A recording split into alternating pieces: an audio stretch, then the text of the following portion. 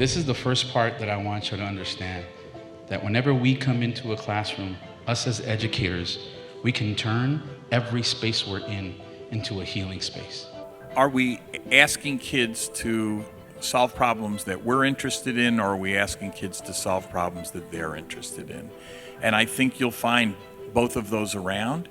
The goosebump moments are the moments in which the kids get to decide what the problem is.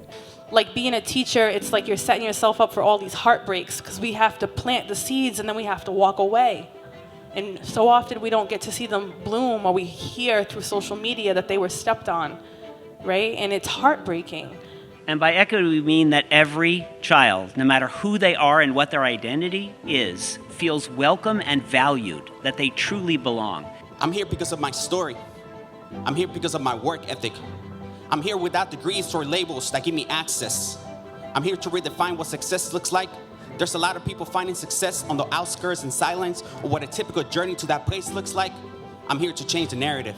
There's always going to be the tug and pull. Well, we need more planning time. We need grading time. We need to be in departments and all of that. Equity is going to show its face in every single one of those aspects. So you can either choose to proactively talk about it and deal with it and think about how that's going to play out in a department meeting, or you're going to end up reactively dealing with that, right? And so you have to carve the time out and you have to name the time. That time is set. It is not flexible. We do not touch equity days. It doesn't matter what's going on. What I've noticed about implementing deeper learning in my context is that in order for teachers to connect the academic and the social emotional, they must be familiar with their students' context and recognize that students are learning all the time. Students need to be having these conversations with their educators in ways that are structured and scaffolded. Otherwise, we're leaving them to have them anyways without us.